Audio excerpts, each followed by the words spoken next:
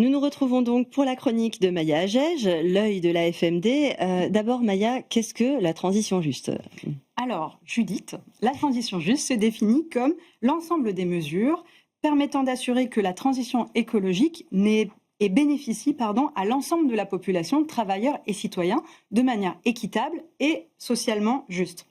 L'idée de transition juste, elle trouve ses origines dans les luttes syndicales des années 70 aux États-Unis, et plus particulièrement, c'est le syndicat des travailleurs du pétrole, de la chimie et de l'énergie atomique qui revendiquait, à l'époque, la création d'un fonds de soutien des travailleurs mis au chômage en raison de l'impact environnemental dans leur secteur d'activité.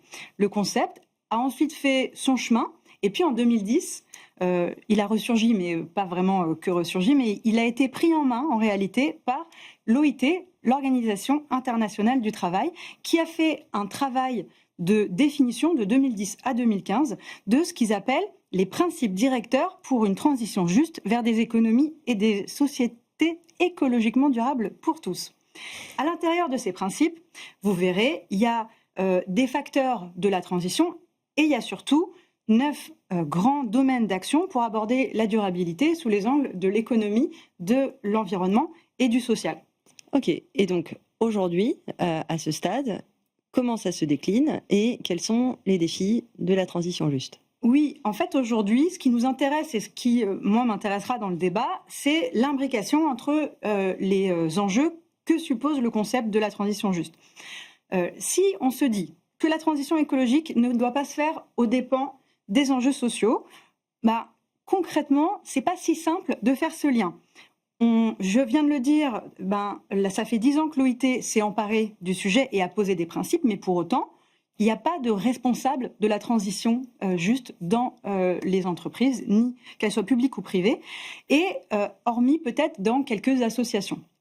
Et je me dis, on a quand même vu des évolutions de postes. Avant, on parlait de responsables développement durable, et puis petit à petit, de temps en temps, on voit plutôt des postes comme, je vais vous les citer parce que je les ai regardés sur LinkedIn, transition durable. On a aussi, évidemment, des responsables RSE, et on peut quand même supposer que toutes ces personnes, elles ont intégré dans leur feuille de route le sujet de l'équité. Mais je pense qu'il manque, en réalité, pour atteindre cette aspiration d'une mutation écologique juste, il manque le décloisonnement des services, tout simplement. Il manque une pensée plus globale, il manque quelque chose de plus systémique. Et moi, je pense que la construction de stratégies ou de plans d'action, qu'ils soient diversité ou RSE, devrait se faire en concomitance, certes, mais surtout en synergie, les uns avec les autres. Et dans le reportage, on l'a vu, c'est un défi, la transition juste pour 2025, mais on peut parier que ça sera un défi pour 2026.